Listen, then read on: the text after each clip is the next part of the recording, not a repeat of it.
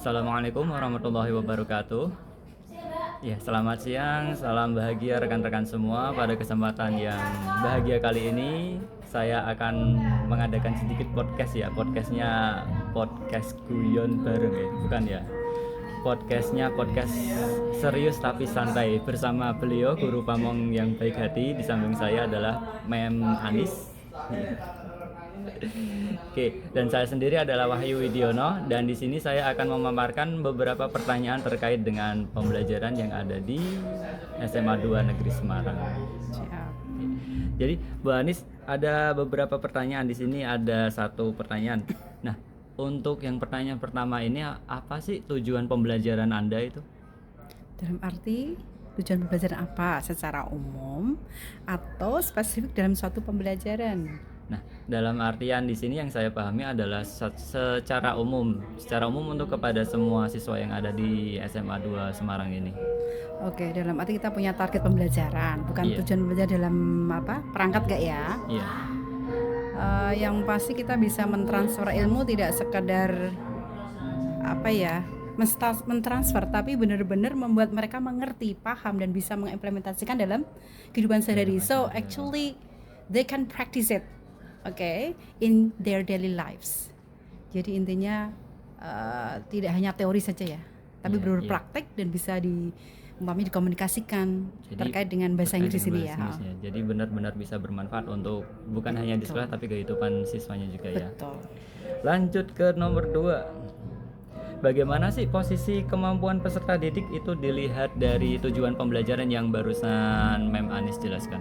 Baik, dilihat dari karakteristik peserta didik. Iya, karakteristiknya mereka. Saya yakin sekolah sini sama dengan sekolah lain ya. Saya yakin tidak ada sekolah unggulan sekarang ini, dan memang rata-rata memiliki kemampuan seperti itu. Dalam arti memang ada tipe siswa yang berkarakter lebih. Iya. Biasanya tuh mereka masuk dalam jalur prestasi ya. Tapi banyak juga, paling banyak ada di zonasi. Di sini kita lihat dengan adanya donasi juga kemampuan mereka juga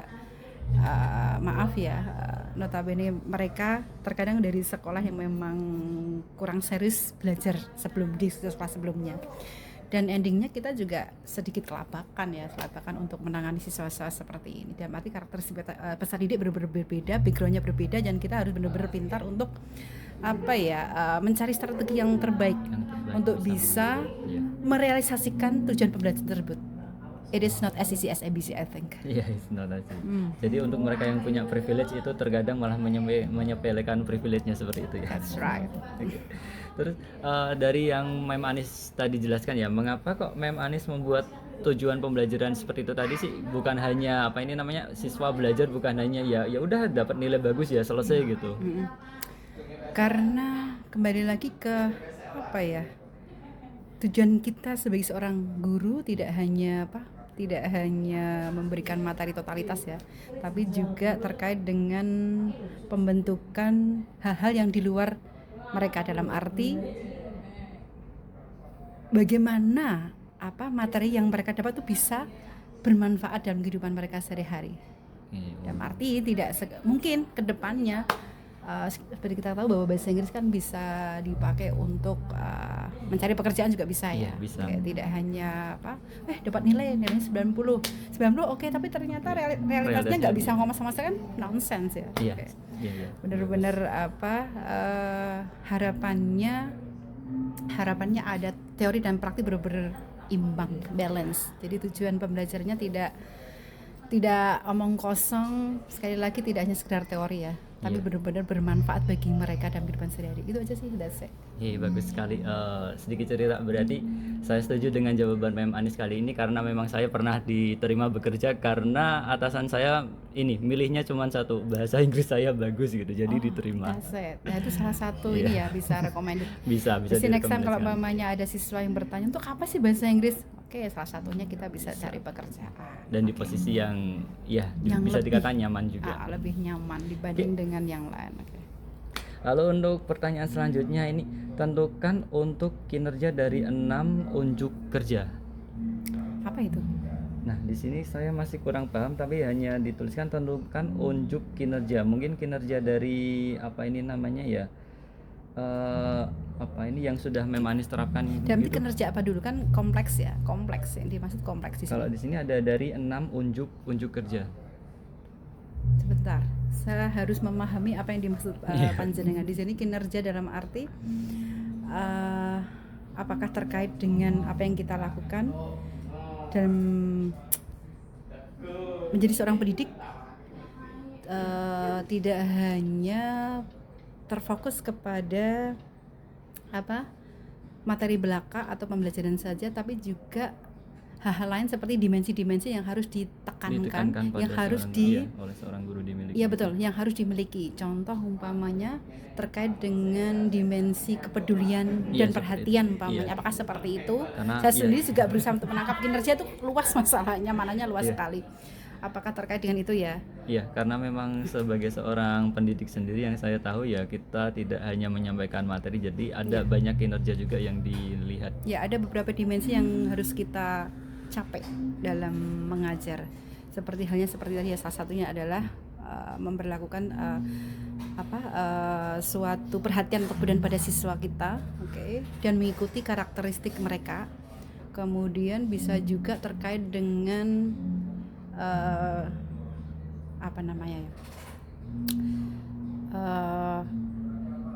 kedisiplinan. Disiplinnya, iya. Kemudian ada juga terkait dengan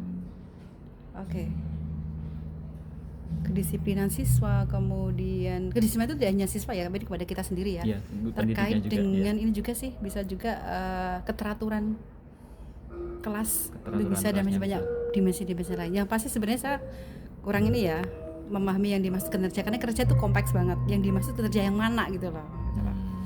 Ya. Mungkin langsung ke pertanyaan terakhir dari saya. Siap. Ini ya. Apa kriteria yang akan dinilai untuk dipahami dalam hal apa ini namanya ya, Bu Mem Anis sendiri mengajar, itu kriteria apa sih yang harus dinilai dari Mem Anis terus untuk yang bisa dipahami sendiri gitu, untuk mungkin improvement ke depannya? Kriteria penilaian dalam arti untuk apa dulu? Ya, mungkin bisa dalam banyak hal untuk meningkatkan, satu, kita tetap ingin ya kualitas peserta didik itu meningkat, tapi juga kita juga ingin meningkatkan kualitas dari pendidik itu sendiri, kita sendiri dalam hal mendidik karyawan dalam hal mendidik siswa. Ini soalnya kayaknya sepele tapi complicated I can say that. Iya. Kriteria penilaian yang pasti jujur ya, dari pihak saya sendiri terkait dengan mengikuti program dari pemerintah terkait dengan peningkatan mutu dari karakter ya. Pertama berarti otomatis saya akan memberikan penilaian terhadap karakter mereka ya, dalam arti nilai afektif jelas ada, dan otomatis juga kriteria yang dituntut yang lain adalah kognitif, dan yang terakhir adalah psikomotorik. Tetap terlibat dari 3 hal itu kan. Iya. Terus untuk penentuannya kita kan ada istilah KKTP ya, tahu nggak KKTP? KKTP itu kalau di zaman saya masih KKM. Iya betul, KKTP. Apa sih singkatannya? Seingat saya itu batas nilai minimal yang harus kita kuasai di situ. Kalau kepanjangannya saya sendiri sudah kriteria ketercapaian tujuan pembelajaran. Oh iya, kriteria. Intinya untuk suatu penilaian kita tetap assessment ya kita ya, melibatkan dengan 3 titik ya. Yang pertama adalah kognitif, psikomotorik, kemudian satunya lagi adalah afektif. Tiga-tiganya tidak bisa lepas begitu saja, dan benar-benar kita harus menyeimbangkan ketiganya. Terus terkait dengan anak ini harus nilai berapa, kita kan bisa memberikan suatu kriteria atau indikator-indikator dalam KKTP yang mau kita targetkan kepada siswa itu. Jadi kita bisa menentukan KKTP kita anak berapa sih gitu. Kan bisa berupa angka, bisa juga berupa interval dari ini ya, interval bisa. Itu bisa dilakukan. Dan selain itu juga sebenarnya kita bisa menilai di luar itu sebenarnya, dalam arti bagaimana siswa berinteraksi kepada kita. Saya tambahkan dan nilai sosial di sini. Seperti Anda pada saat PPL mesti kan ada nilai sosial di sini. Iya. Lah, bagaimana mereka bisa berinteraksi dengan kita berikan nilai plus sebenarnya. Dan memang kita tidak merealisasikan secara tertulis ya, tapi benar-benar kita harus ada penilaian ada di dalam situ. Baik, terima kasih Mem Anis atas jawaban yang sangat super tadi. Ya, masih banyak yang harus saya pahami lebih lanjut karena memang saya masih belajar dalam tahap pelajaran. Semoga kedepannya saya bisa tetap berkembang seperti Amin. Mem Anis ke depan ya. Karena Saya masih memang belum iya, berkembang. beliau adalah contoh Masih suri teladan biasa-biasa yang aja. bagus banget, guru pamong yang sangat mungkin favorit saya ya sejauh ini ya. Iya, Dan karena semoga dia satu selamanya. doang. Baik. Oke, terima kasih untuk podcast kali ini dari saya tutup. Mungkin akan dilanjut podcast selanjutnya dari teman saya. Oke, selamat siang semuanya. Assalamualaikum warahmatullahi wabarakatuh. Selamat siang Mem Anis. Iya, tadi kan sudah podcast dengan Mas Wahyu. Sekarang dengan saya. Nama saya Niken Kurniasi. Hari ini saya akan podcast dengan guru pamong tercinta saya, Mem Anis dari SMA Negeri 2 Semarang. Oke, Mem. Ini terkait studentnya nih, Mem. Jadi bagaimana sih caranya menggugah pemikiran untuk melibatkan semua peserta didik nih, Mem, dalam ide-ide besar dan melakukan sebuah kinerja. Jadi biar seluruh siswa ini mau ikut serta untuk terlibat dalam pemikiran ide-ide gitu, aktif gitu. dalam pembelajaran. Betul. Baik, ada beberapa hal yang bisa kita lakukan. Pertama, kita harus melihat dulu bagaimana karakter siswa kita dulu. Oke, karakteristiknya kan berbeda-beda dan dengan memiliki background yang berbeda-beda. Kemudian kita tidak boleh memetak-metakan ya mana yang pintar mana yang enggak, tapi kita harus memberikan pelayanan agar bisa melibatkan semuanya. Dalam arti kita bisa melakukan beberapa cara seperti melakukan tutoring sebaya. Contohnya adalah melibatkan siswa yang mampu, untuk menjadi leader dari masing-masing kelompok umpamanya yang memang kelompok itu kurang umpamanya ya. Oke, itu bisa yang pertama. Yang kedua, dari kita sendiri umpamanya kita melakukan pendekatan secara khusus. Kalau memang dengan model tutor sebaya gagal, mungkin kita bisa melakukan personal approach. Oke, mungkin kita bisa deketi, kemudian kita berikan solusi untuk masalah mereka. Masalah apa sih yang mereka hadapi saat ini? Kalau memang sulit dalam umpamanya mengekspresikan sesuatu ya, mungkin pengucapan atau mungkin dalam vocabulary, kita bisa melakukan dengan hal yang sederhana. Umpamanya silakan umpamanya dia mendapatkan tugas untuk memahami suatu teks yang sulit umpamanya. Kemudian kita bisa arahkan dengan bahasa yang termudah, atau mungkin kita menyesuaikan dengan kemampuan mereka. Kita ganti dengan tema atau topik yang sesuai atau yang Berdiferensiasi betul, Mem. yang memang mampu bagi mereka untuk dipahami. Jadi untuk materi ini umpamanya terlalu susah umpamanya. Jadi kita sendiri yang kayak ngaca gitu ya. Oh, berarti anak ini jangan dipaksakan di situ gitu lah. Jadi kita sesuaikan dengan karakter siswa. Jadi tadi kita bisa menggunakan tutoring sebaya. Kemudian yang kedua, memang kalau nggak bisa kita sendiri yang terjun bisa. Bisa. Tapi dengan sekali lagi saya katakan downgrade ya. Oh iya. Downgrade materi untuk mereka. Tapi yang penting adalah mereka paham. Jadi ada ilmu yang masuk. Kita tidak bisa menuntut anak harus bisa menerima bahasa Inggris 100%. Bisa saja hanya 10-20%. Setidaknya ada progres, itu sudah alhamdulillah banget. Itu sih. Berarti emang kalau mau jadi guru ya harus siap untuk meluangkan waktu dan usaha ya, Betul Mem. banget. Betul. Harus diingat ya semuanya ya. Oke, yang kedua, situasi apa saja yang dapat melibatkan peserta didik untuk membuat ide-ide besar segera menarik, konkret dan sangat penting. Jadi mungkin situasi apa aja ya yang bisa melibatkan peserta didik ini untuk mau ikut aktif ya, Mem? Siap. Otomatis kita tidak lepas dari pembelajaran kontekstual, ya kan? Biar menarik berarti kita harus mencari tahu apa yang sedang viral, apa yang sedang disukai oleh siswa. Ikut tren ya, Mem ya. Betul. Jadi walaupun kita sudah sebagai guru jangan merasa kita itu sudah bangga dengan ilmu yang kita dapatkan, tetap belajar dan mengikuti perkembangan zaman sekarang ini.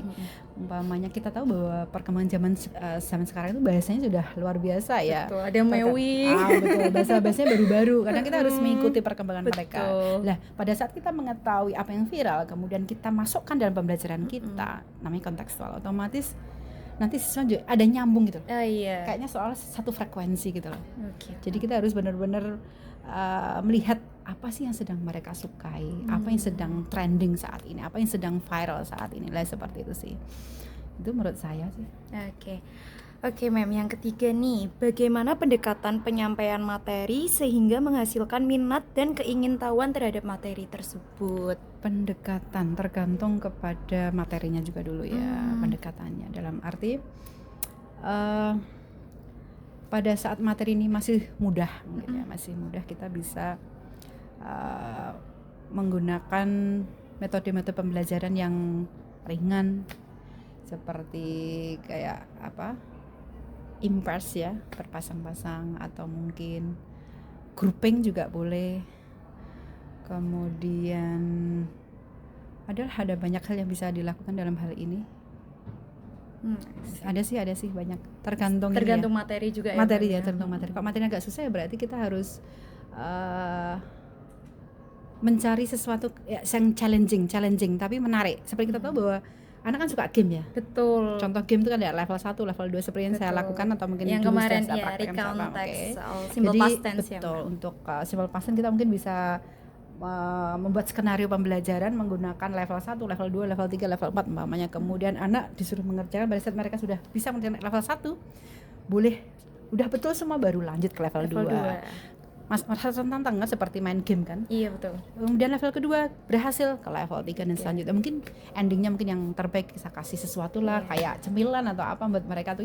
Mereka merasa seneng banget karena bisa melewati tantangan-tantangan tersebut sih. Tadi emang metode gamifikasi yang paling bikin anak-anak tertarik sih menurut saya rasa. Dan mungkin lebih fokusnya ke kinestetik ya, karena gerak sana gerak sini kayaknya asik gitu. Iya.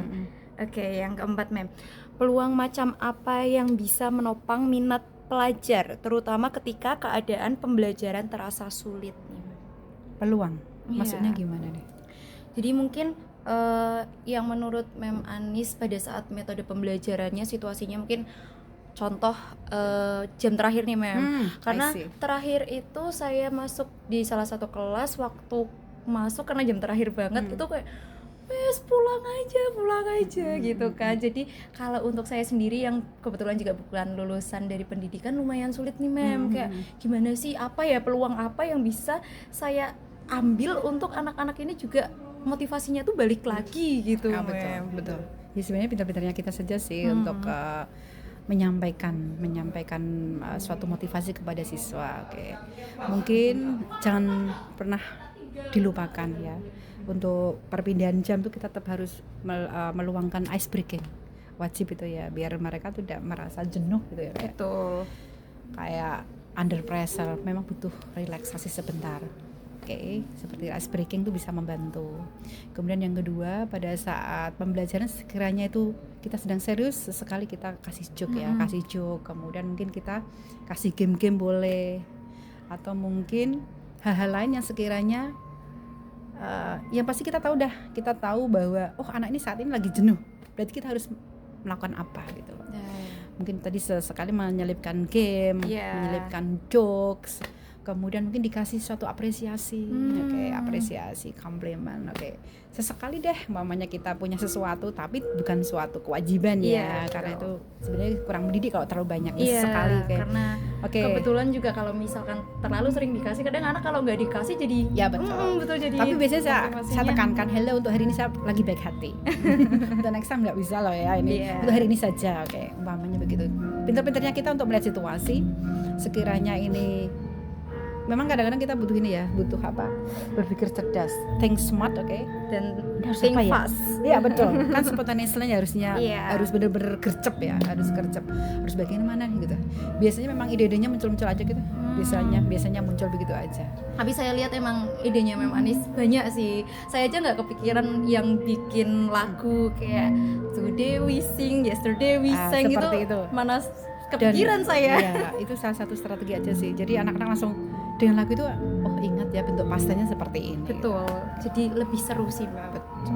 Oke, yang terakhir, apa saja hambatan yang menimbulkan kecilnya pengambilan resiko, rendahnya imajinasi, dan kurangnya berani untuk mempertanyakan dan ketidakmampuan memutuskan? Mungkin ini kalau menurutnya Mem Anis, hambatan apa aja sih yang dirasa oleh peserta didik dalam hal mungkin pada saat mungkin dia udah masih bingung tapi nggak mau bertanya atau malu gitu buat bertanya gitu. Ya, itu salah satu hambatan sebenarnya udah hambatan dijawab, ya udah itu dijawab. ya, betul. Oke, hambatannya itu yang pasti pertama karena satu siswa tidak mau berubah.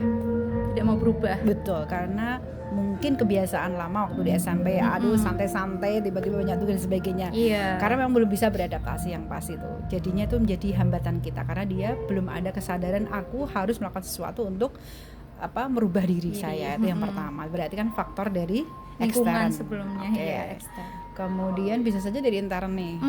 Bisa saja. Oke, bisa dari intern. Dan arti mungkin saya sendiri, ternyata ada hal yang tidak saya kuasai. Oke, saya punya cerita sedikit. Saat itu waktu dulu saya tuh pernah menemukan sistem buat dialog. Dialog itu menggunakan kata yang jarang saya pakai. Oh, apa tuh Mem? Saya masih lupa saat itu. Mungkin contohnya adalah contoh saja ya. Iya. Hit the sack umpamanya. Oh, Apa tuh hit the sack? saya aja baru dengar.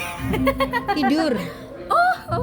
Jadi kita tidak menggunakan langsung sleep tapi menggunakan kata-kata yang sering dipakai di dalam komunikasi native. Oke. Atau sering ditemukan di sosial media. Iya. Atau mungkin sekarang ini hurry up, gak usah pakai hurry up tapi pakai chop chop. Oh iya, she ate. Sekarang nggak dia makan, That's tapi right. kayak dia slay the Oke. performance Atau gitu mungkin kan. saya mengatakan saya capek, kan tidak harus I'm tired. Iya. Bisa menggunakan I'm spent atau menggunakan kata I'm beat. Jadi ada beberapa saya menggunakan kata-kata itu yang di luar dugaan saya. Terus what does it mean, for example? Karena bisa bermakna ganda pada saat kita tidak tahu benar artinya apa. Betul. Lah itu kan ternyata termasuk hambatan bagi saya sendiri tuh. Iya. Intaran berarti saya harus berubah. Oh, Berarti ada sesuatu yang harus saya rubah. betul. Dan otomatis mulai sekarang saya sering scroll up and down TikTok Emang untuk scroll. mengikuti perkembangan betul. zaman. Intinya adalah tadi antara pada siswa itu sendiri. Yang kedua adalah diri saya, berarti saya harus berubah. Something wrong with me, gitu aja sih. Oke, berarti saya ilmunya masih rendah gitu loh. Low quality, I can say that. Gak sih Mem. Oke.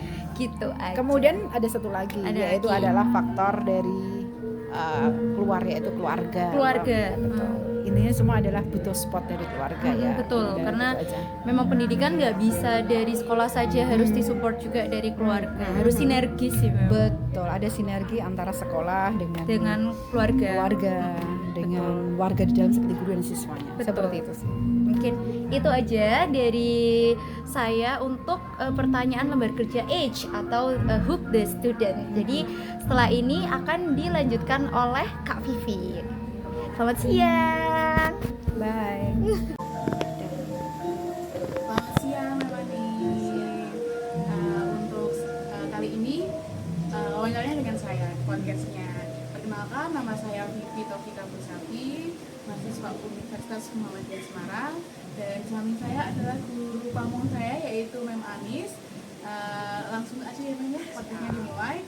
Untuk sekarang pertanyaan pertama nih, bagaimana Mem caranya menggugah pemikiran untuk melibatkan semua peserta didik ini terlibat dalam suatu ide besar?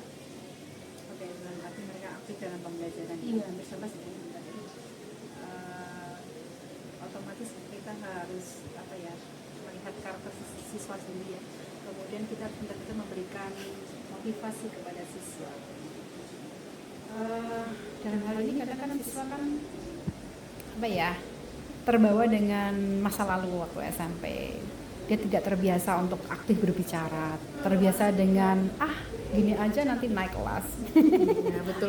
Gini aja nanti paling indahnya bagus gitu ya. Itu enggak, tapi di SMA enggak ya. Yang pasti kalau ingin melibatkan siswa dalam suatu pembelajaran, pertama kita lihat karakteristik siswanya dulu, kemudian kita berusaha untuk mencari metode yang tepat, apa yang harus dipakai di dalam mencari itu sendiri. Jadi terkadang saya melakukan pendekatan di kelas A dan kelas B itu berbeda. Oke, contoh kemarin saya lakukan di kelas 12.8 sama dengan kelas 12.5, kan beda tuh, kemampuannya beda. Kemudian di kelas 12.5 saya menggunakan strategi pembelajaran pendekatan pada teks naratif dengan teks ABCD. Tapi di kelas 12 atau kelas tertentu saya downgrade kan. Jadi dalam arti menggunakan metode yang berbeda, strategi yang berbeda, sehingga mereka merasa nyaman dan mereka pun bisa terlibat dalam pembelajaran dan bisa memahami. Jadi saya katakan teksnya yang lebih rumit 12.5, yang ini saya berikan yang lebih longgar. Oke. Kemudian kemarin saya memberikan contoh adalah buku-buku kecil, buku kecil yang berbahasa Inggris, ada bergambar ya, kemudian mereka membaca, kemudian mereka menceritakan kembali. Nah di sini memang saya memberikan teks dengan kosakata yang lebih ringan. Jadi kalau mereka tahu isinya, otomatis kan mereka berani untuk berbicara dan mau aktif untuk berbicara. Gitu aja sih. Intinya kita lihat sekali lagi karakteristik sifatnya seperti apa, kemudian kita harus melihat atau mencari strategi yang terbaik, yang termudah, membuat mereka nyaman dan ada kemajuan di sini. Little bit, walaupun sedikit, setidaknya at least ada sesuatu yang mereka dapatkan dalam pembelajaran ini. Aktif ngomong, kalau nggak aktif berarti saya punya banyak cara lagi, umpamanya mungkin saya berikan penilaian atau semua berdiri semua, kok bisa menjawab baru bisa duduk. Banyak cara sehingga benar-benar kelas itu hidup sama saya atau kondusif. Harus pinter cari metode lain Ya, gitu ya, betul. Dan kita harus spontanitas, harus berpikir cepat, geraknya cepat. Oke. Next, untuk kegiatan belajar apa sih Mem di luar kelas atau mungkin dari tugas juga bisa yang diperlukan untuk siswa ini mengembangkan dari ide-idenya mereka ini? Oke, biasanya lebih condongnya ke speaking ya, speaking. Sudah pernah dilakukan juga, umpamanya mereka pengen seperti kita tahu bahwa kita kan mempunyai beberapa ini ya, macam produk yang kita tawarkan pada siswa untuk mencapai suatu tujuan pembelajaran. Umpamanya kita minta anak, teks deskriptif teks umpamanya, mereka mau model seperti apa, mau teks introduction mau model seperti apa, produk apa yang mau mereka kembangkan. Saya mau pakai yang vlogging, bla bla bla, otomatis di luar kan. Iya. Kemudian yang kedua bisa juga melakukan role playing, boleh di luar ada di dalam. Kemudian juga mungkin taking dialog conversation yang membutuhkan suatu spot tertentu, setting of the place, tempat tertentu, mungkin di perpustakaan butuh banyak buku, otomatis melibatkan outing kelas di luar dari kelas kita sendiri. Itu contohnya speech ya, contohnya adalah speech atau mungkin terkait dengan speech, yaitu speaking, spoken form. Biasanya seperti itu. Atau mungkin juga game-game yang harus melibatkan tempat luar, umpamanya kita mempelajari tentang tenses. Kita melakukan engklek ya, engklek. Pernah dengar ya? Umpamanya kita mengurai simple person, ada kalimat penumpang, kemudian yang ganda ABCD, kan nggak mungkin kita di kelas. Dia kan pengen bergerak. Kemudian I bla bla bla beautiful. Nanti ada and is are do does. Jadi something. Of course it must be done outside of the class gitu. Jadi outing class itu juga tidak hanya di situ sebenarnya, bisa melakukan hal yang lainnya kalau memang kalau mau lebih ekstrim, umpamanya terkait dengan mencari suatu narsum, tidak harus online, mungkin mendatangi suatu tempat juga bisa untuk mempelajari contoh umpamanya prosedur membuat sesuatu kan bisa kan, harus ke pabrik kan bisa umpamanya. Cuma kendala kita adalah biasanya di dana ya, karena kita nggak boleh mengeluarkan mood dari sama sekali dari siswa. Tapi bisa dilakukan. Itu bisa dilakukan. Dulu pernah dilakukan outing kelasnya, tapi bekerja sama dengan pembelajaran. Jadi ada kolaborasi mata pelajaran, PKWU, bahasa Inggris, tari pada saat itu di Jogja. Jadi sekalian ada nariknya, PKWU-nya, semua ada di situ. Bahasa Inggrisnya kan berarti hunting turisnya. Jadi kolaborasi bisa dilakukan. Lanjut ya Mem ya. Untuk gimana sih Mem cara peserta didik dipandu untuk memikirkan kembali pemahaman mereka tentang ide-ide penting? Maksudnya bagaimana? Peserta didik ini dipandu untuk kayak berpikir tentang ide-ide penting itu. Kita ambil contoh berarti pemahaman teks ya, contohnya pemahaman teks ya. Pertanyaan tadi bagaimana Memandu siswanya. memandu siswa, tergantung. Oke, saya kasih contoh yang simpel aja. Umpamanya kita memahami main idea dari suatu teks, kita memahami makna tersirat dari teks. Makna tersirat dari teks, kuncinya sebenarnya kan kita cari substansi dasarnya yang jadi masalah apa. Kalau umpamanya dalam teks itu terkait dengan cari kayak pengembangan ide-ide gitu kan, biasanya vocabulary, dictionnya tuh yang jadi masalah. Kalau mereka merasa bahwa kosakatanya mudah, langsung gampang aja ya, tapi ternyata susah, berarti kita harus kreatif, mungkin memberikan latihan soal dulu di awal, oke, untuk seperti matching dari suatu kata dengan maknanya atau apa. Bisa juga dengan describing suatu gambar, explaining suatu gambar atau picture. Kemudian mereka sendiri sudah dibekali dengan kosakata dulu gitu loh. Sudah dibekali dengan kosakata. Kalau sudah, baru kemudian kita arahkan untuk berpikir kritis. Mungkin dengan cara memberikan soal-soal pemantik. Oke. Kemudian terkait dengan ini juga ya, terkait dengan membuat mereka berpikir kritis juga kan.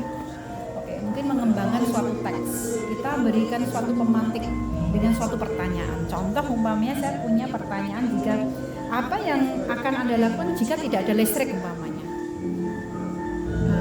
Gelap dan mungkin bisa hidupin Dan saya yakin kan banyak jawaban. Iya. Jawabannya kan bervariasi. Iya. Nah, dari jawaban yang bervariasi kemudian kita kemas bersama-sama, kita diskusikan dengan bahasa mereka, mungkin terkait dengan materi, bisa materi if clause atau materi debate. Dalam arti debate ada discussion text.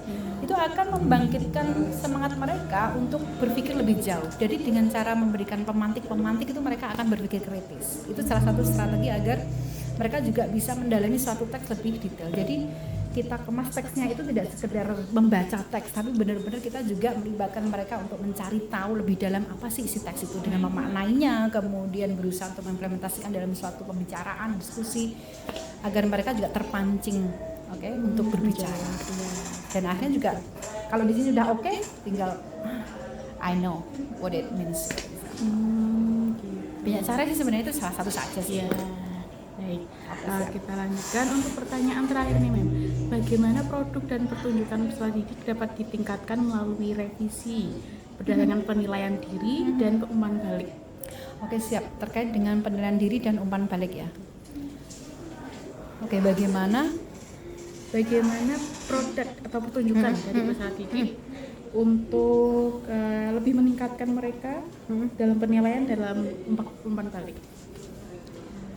Oke, dalam arti di sini umpamanya kita biasanya gini kan, umpamanya kita kasih contoh aja ya, contoh produk writing umpamanya. Mereka kan punya seperti saya katakan tadi ya, kita harus menyesuaikan karakter siswa. Kemudian kemampuannya segini, berarti kemauan kita kasih topik untuk siswa yang memang kurang, berarti kita kasih topik yang kurang, yang tidak begitu sulit umpamanya. Biarkan mereka ekspresikan dulu. Kemudian setelah itu pada saat revise itu tidak hanya dari kita sendiri, tapi dari teman sebaya dulu. Kita memanfaatkan siswa yang memang kompeten dulu. Kita serahkan kepada yang kompeten. Otomatis siswa yang kompeten itu sudah kita briefing dulu. Oke, kira-kira ada masalah apa? Kira-kira kalau ada seperti ini kamu seperti apa? Jadi dia kan sudah punya bekal dulu kan untuk bisa melihat pekerjaan siswa. Yang pertama. Kemudian yang kedua, mungkin bisa kita perbantukan dengan alat seperti Google Doc dan sebagainya bisa, atau mungkin alat lainnya untuk grammar checkernya boleh. Tapi dalam sekedar kategori dalam koridor masih untuk latihan saja ya. Kemudian kita revise, kemudian kita berikan kritikan sebagai feedback. Ini loh, kamu di sini tadi kesalahannya, tapi itu dari hasil tutoran sebaya tadi. Karena kita kan punya asisten kan, gitu loh. Jadi kita memanfaatkan siswa untuk jadi asisten kita. Atau mungkin kadang-kadang untuk siswa tertentu tidak bisa kita kasih asisten. Harus saya. Sini Mas Tah bagus, harus dari gurunya sendiri. Ini kok bisa seperti ini bisa. Jadi kita ajak berbicara dengan bermain logika gitu. Dan direvisi, kemudian next time diberi kesempatan untuk memperbaiki apa dalam arti menyampaikan isi tersebut, umpamanya dari writing ke speaking ya. Kok masih kurang lagi, berarti nanti kita kasih gambaran lagi, umpamanya oh kayaknya pengucapan misalnya deh sekarang kamu pakai Google Sound umpamanya, yang paling mudah ya Google Sound, cek pengucapannya seperti apa. Oh ini kok masih salah, benarkan lagi, besok maju lagi sama saya. Dan pada saat maju tidak harus saya sendiri, bisa juga menggunakan asistensi seperti tadi editor sebaya. Nanti masing-masing akan melaporkan pada kita. Dan kemudian kalau sudah, kemudian dibahas bersama-sama. Ini loh menjadi masalah kalian dan harus direvisi. Dan kalau sudah seperti ini, next time mungkin kita bisa berdua memberikan suatu kayak repetition, kayak ulangan yang bisa membangkitkan ide-ide mereka yang telah dipelajari sebelumnya. Kayak begitu. Terima kasih ya Mem atas jawaban-jawaban hebatnya, keren sekali dan ilmu baru juga buat saya. Ini akan dilanjutkan oleh Mbak Tata selanjutnya. Terima kasih semuanya. Oke, terima kasih atas waktunya Mbak Manis. Perkenalkan saya Tata. Oke, jadi kali ini saya akan melanjutkan dari Mbak Vivi. Tadi pertanyaannya terkait dengan peserta didik. Oh siap. Jadi di sini bagaimana cara Mbak Anis untuk mendorong dan merenungkan pembelajaran dan kinerja dari peserta didik itu sendiri, Mbak? Berarti condongnya untuk apa tadi? Mendorong atau merenungkan pelajaran, refleksi ya, merefleksikan pembelajaran pada saat selesai pembelajaran atau pada saat materi itu. Merenungkan ya. Iya.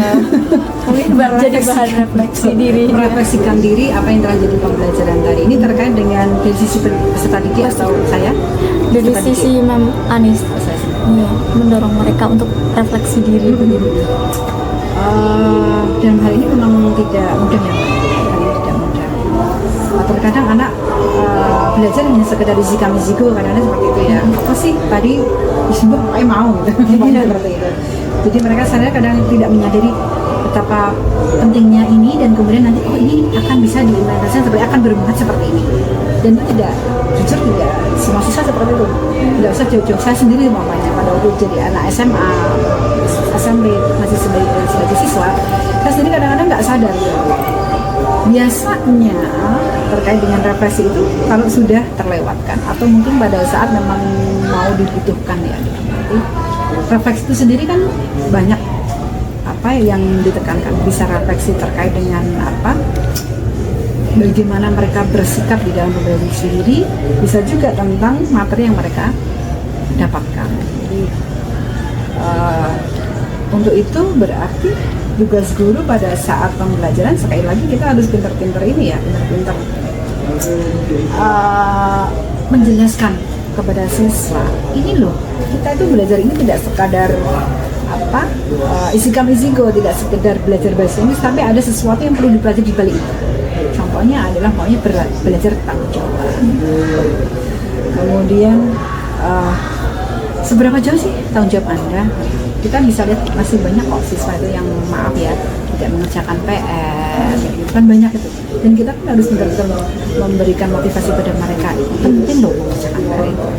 Karena di sini adalah sebenarnya adalah salah satu strategi untuk mengajarkan tanggung jawab sejak dini dari hal sekecil apapun. Karena secara fakta ya, faktual saja, pada saat kita sudah bekerja seperti saya sendiri, terkadang kan kita punya pekerjaan di luar materi kan, dan itu pun kita harus melakukan namanya ya, kalau saya sendiri kan kayak pengecekan penilaian, peringkat siswa dan sebagainya, dan ada pekerjaan yang lebih banyak lagi, dan kita kalau tidak terbiasa dengan kehidupan disiplin sejak awal, kita nanti kesusahan, dan untuk dipercaya orang kan agak susah juga. Ya, intinya adalah sekali lagi pintar-pintar kita untuk mendorong mereka untuk berpikir kritis ke depannya. Ayo, oke, apa yang telah kalian pelajari tolong tidak sekadar apa sampai di sini saja, tapi benar-benar ada implementasinya. Oke, itu sih sebenarnya. Oh, jadi mendorong siswa untuk merefleksikan juga demi kebaikan mereka sendiri ya. Iya. Jadi tidak, maaf ya sekali lagi, refleksi tidak sekedar materi ya, tapi juga bagaimana how they behave, bersikap dalam pembelajaran. Seperti tadi yang saya sampaikan di sesi sebelumnya, seperti kita kan ditekankan pada peningkatan dimensi tertentu, seperti keteraturan kelas, kemudian kedisiplinan, disiplin positif, itu kan benar-benar harus kita terapkan, dan nanti anak juga bisa berpikir, oh ini harus seperti ini, dan berpikirnya tidak short term ya, tapi long term, kaitannya dengan berpikir berkelanjutan ke depan. Ya, oke. Baik, Ma'am, terima kasih. Kita move ke next question. Jadi di sini ada bagaimana caranya peserta didik dibimbing dalam penilaian diri, evaluasi diri, dan kemudian bagaimana penyesuaiannya. Yang pertama kan dulu Bu, Penilaian diri. penilaian diri, ya memang dalam pembelajaran kan memang salah satu penilaian adalah penilaian diri, ya kan. Pada saat kita melakukan pembelajaran, kemudian kita beri kesempatan kepada mereka untuk menilai diri sendiri, apakah mereka sudah melakukan hal-hal seperti ini. Biasanya kita sudah memberikan indikator-indikator yang perlu mereka pahami. Contohnya, apakah saya sudah kerjasama dengan yang lain, bagaimana kerjasama dengan teman yang lain, bagaimana kedisiplinan saya, bagaimana tanggung jawab saya. Ada beberapa cara, ada yang sistemnya terbuka, mereka tinggal menulis aja apa yang menjadi penilaian diri sendiri, bebas seperti saya. Tapi ada juga yang memang sudah kita sediakan optionnya, seperti dan seperti ini, kasih umpamanya kita poin 1 sampai 4 namanya. Mereka menilai diri sendiri, menurut saya sudah bagus, jadi saya nilai 4. Biar itu salah satu terkait dengan penilaian diri. Jadi biar tidak bingung ya, Ma'am.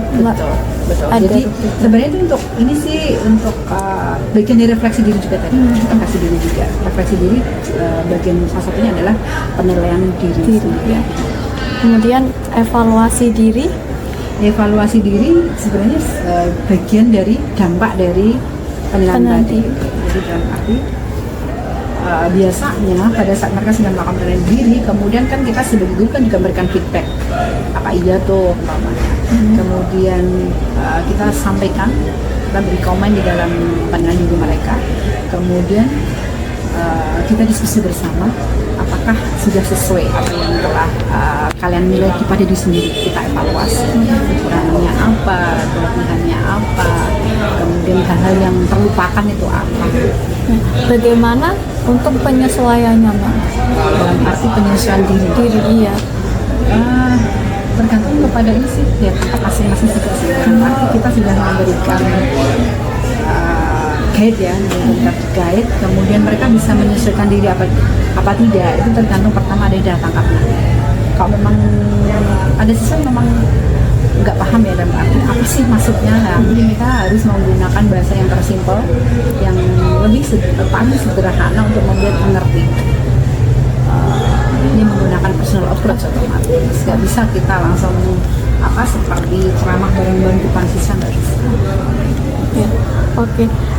Kemudian ada next question adalah bagaimana peserta didik akan terlibat dalam evaluasi diri akhir untuk mengidentifikasi diri mereka, kemudian untuk menetapkan masa depan dan memiliki semangat belajar. Sebenarnya anak itu kebanyakan ya evaluasi diri itu setelah mereka mendapatkan feedback tadi. Yang kedua juga nilai yang mereka peroleh. Kok bisa sih nilai saya tuh cuma segini, padahal saya tadi bisa loh, Mem. Padahal saya tuh pinter loh, Mem. Tadi apa terkait dengan identifikasi diri, kemudian ada tujuan masa depan. Oke, tujuan masa depan. Kemudian pada saat mereka sudah evaluasi diri, kemudian adaptasi, menyesuaikan diri. Kalau siswa yang daya tangkapnya cepat berarti aku harus seperti apa bisa ya. Tapi kalau belum berarti kita memang harus mengarahkan sih. Sebenarnya itu bukan ini ya, maaf ya, sebenarnya juga bagian dari guru juga ya. Tapi lebih condongnya sebenarnya BK kalau dalam hal ini sebenarnya. Oh iya, Pertanyaan ini sebenarnya arahnya lebih fokusnya untuk guru BK. kebimbingan ya Mem. Kebimbingan, kebimbingan. Mau jadi apa? Tapi nggak apa-apa sih. Seorang guru pun juga punya ini ya, punya hak untuk bisa membimbing anak ke sana gitu.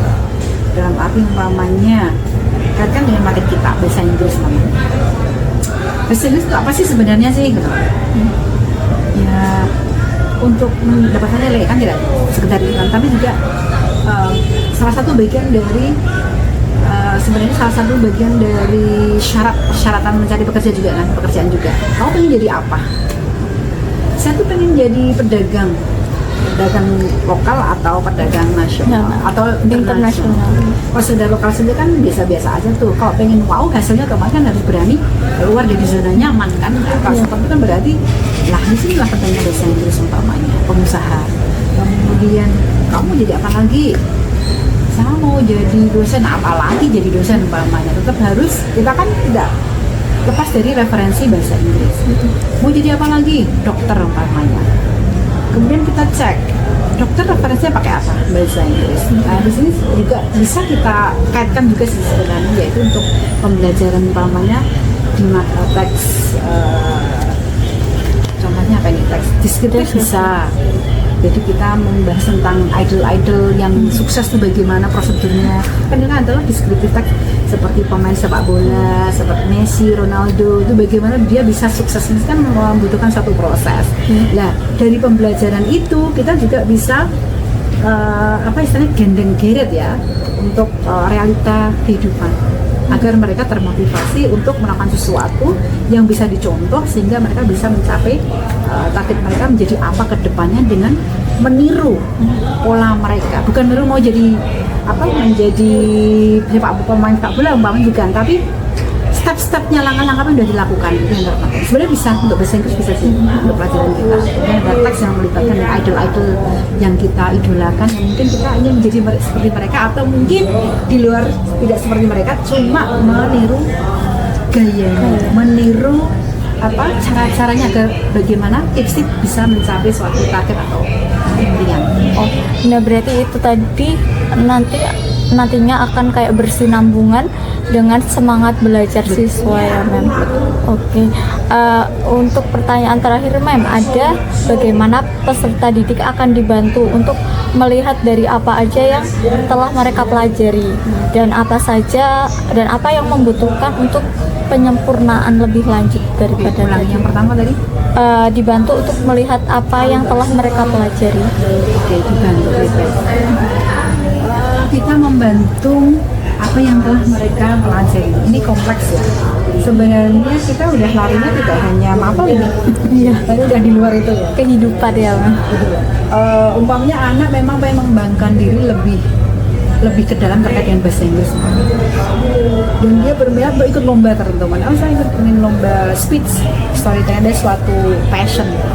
Karena mereka arahnya nanti sebenarnya kan public speaking. Kalau melihat siswa sudah menemukan sesuatu yang mereka suka, kita harus peka nih. Wah, ini anak kalau kita biarkan emang nih, berarti kita harus melakukan sesuatu. Kayaknya kita butuh bimbing. Panggil aja sini. Kayaknya kamu punya bakat yang bagus nih.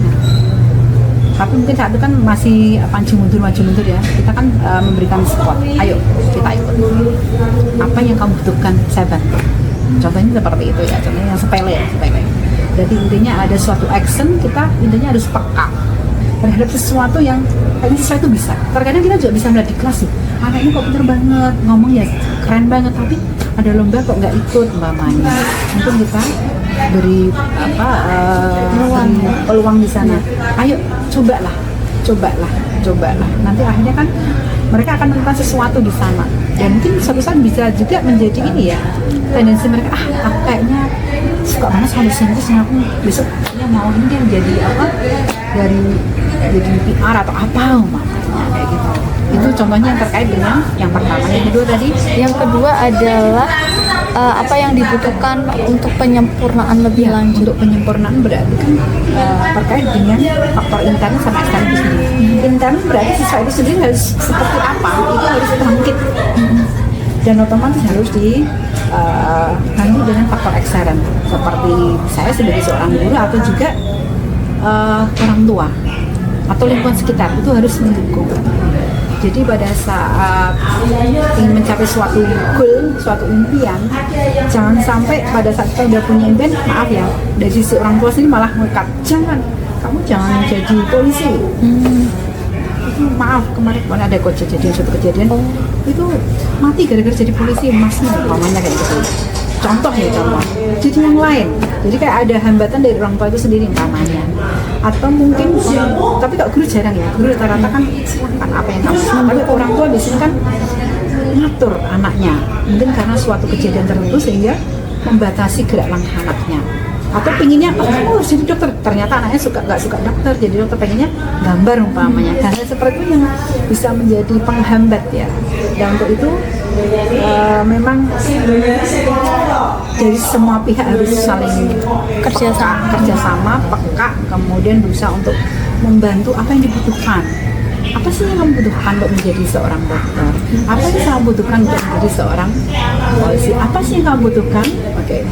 Sesuai dengan porsi kemampuan kita masing-masing. Oh, berarti asalkan itu positif kita dukung saja ya. Ya. Oke, terima kasih Mam atas jawaban yang sangat luar biasa ini. Selanjutnya akan dipimpin oleh Mbak Lina ya, Mam. Oke, terima kasih Mam Ani. Baik, selamat siang semuanya. Saya Harina Yumiarti, mahasiswi PPG Unimus Semarang.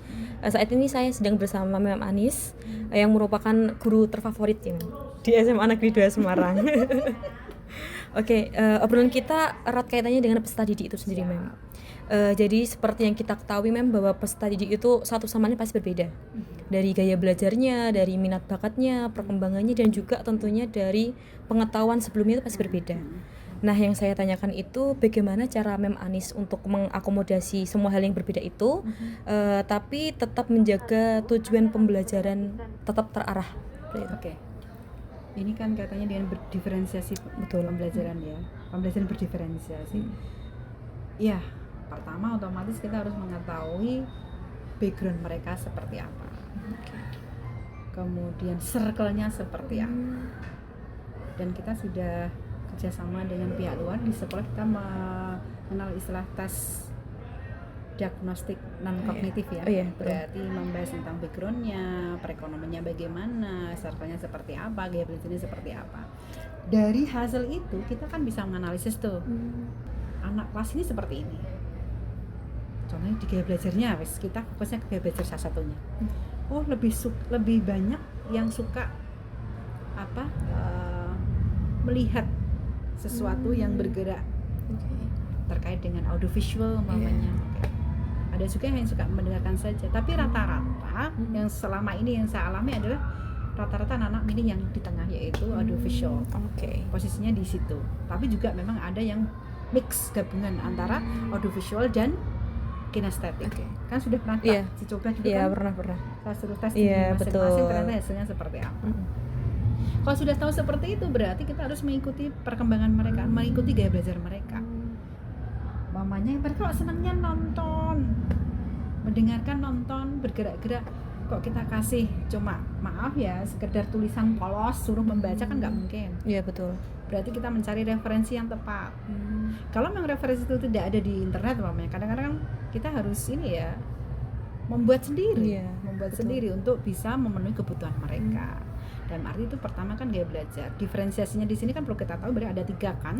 Berarti ada konten, ada proses, kemudian satu lagi ada produk. Iya, betul. Betul sekali. Kita bisa perbedaan dalam konten. Itu kita bisa sih umpamanya kita bahas tentang teks, report teks umpamanya. Sama-sama umpamanya kita bahas tentang contoh report teks tentang elephant umpamanya, gajah. Kita bisa tampilkan suatu video dokumenter tetap sama tentang gajah umpamanya.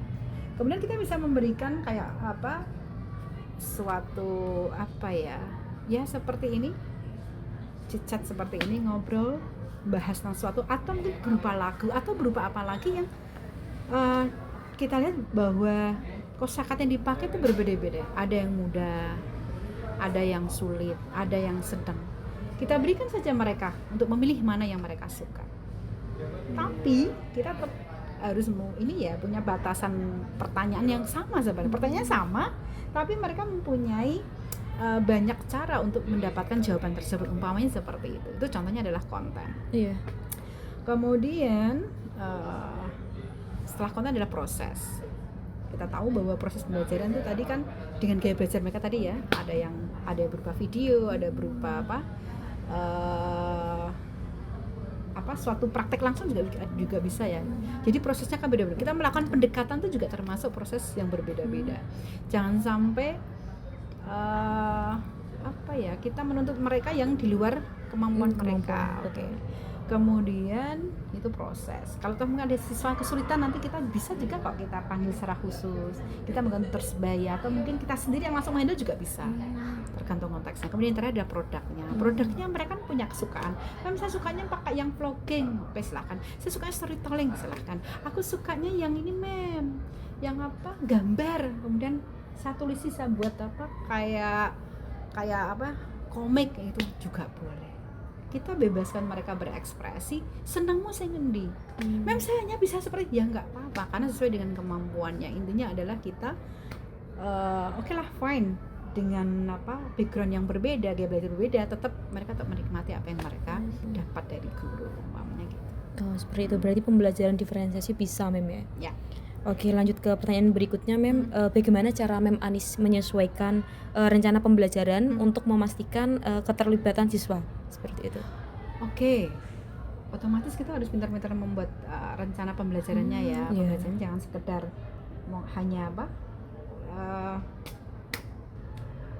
sesuai yang kita inginkan, tidak bisa. Kita harus melihat apa yang disukai oleh siswa. Oke. Tadi lebih condongnya kepada memaksimalkan keterlibatan. Memaksimalkan ya. Oke.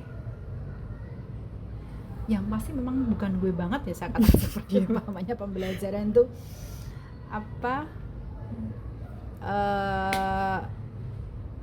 bagaimana tadi? Lebih condongnya ke keterlibatan ya. Iya. Kalau keterlibatan berarti hanya 1-2 orang saja atau pintar-pintar saja yang masuk gitu namanya. Iya. Berarti mau tidak mau bagaimana agar mereka otomatis mikir yang ini ya, mikir yang agak dalam ya. Iya ya, ben bocah itu bisa terlibat semuanya. Otomatis memang kita harus mengikuti ini ya, karakteristik masing-masing. Jadi biar sama-sama jawabnya. Pernah saya memberikan suatu pertanyaan pemantik, tapi yang jawab itu saja. Setelah saya analisis ternyata ternyata kosakata saya terlalu sulit bagi mereka. Ternyata mereka memang kosakatanya baru hanya bisa mengatakan I love you, I need you, I miss you umpamanya. Seperti itu berarti kita harus gencar yang bagian mana yang harus kita gencar. Umpamanya vocabnya berarti kita memberikan suatu bacaan-bacaan yang ringan bisa, atau mungkin suatu game-game yang bisa meningkatkan kosakata. Seperti itu. Jadi intinya aktif tidaknya kita benar-benar harus mendalami, memahami karakteristik peserta didik. Katanya kok orang mampu ya jangan dipaksa, pakai yang mudah dulu. Pada saat kita menjelaskan sesuatu jangan menggunakan bahasa yang sangat rumit. Contoh kita menggunakan kata umpamanya memberikan, tidak perlu menggunakan kata umpamanya provide, bisa menggunakan bahasa give, menggunakan bahasa yang ringan. Kalau memang masih susah kita bisa menggunakan gesture. Gesture. Please you can write. Kadang mereka sendiri kan write artinya apa? Karena mereka taunya bright umpamanya. Seperti sekali. Kita harus benar-benar mendalami dulu. Bocah ini seberapa jauh ya dari diagnostik tes juga. Baik, tetap disesuaikan dengan peserta didik itu sendiri. Betul. Kan kita juga mengenal diagnostik yang kognitif juga.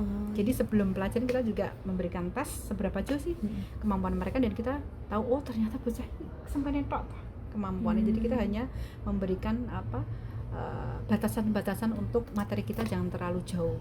Nanti untuk yang lebih kemampuannya lebih banyak bisa kita tingkatkan lagi dengan cara yang lain. Lanjut Mem ya.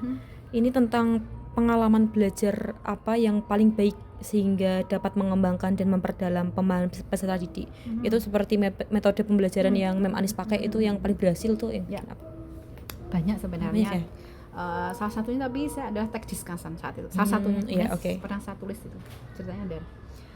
Discussion teks itu kan menunjukkan teks yang terkait dengan pro dan kontra. Berarti betul. ada yang setuju tidak setuju.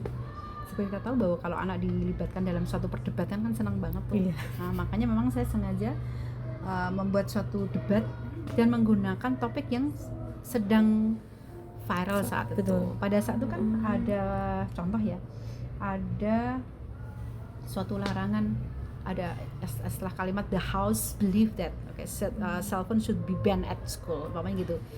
Mereka kan berpikir ada yang pro dan yang kontra dan benar-benar bisa kritis kan, masuk HP dilarang, nanti kalau pro akan mengatakan seperti ini dan kontra seperti ini. Jadi intinya adalah kita berikan materi yang sekiranya memang mereka mampu ya. Oke.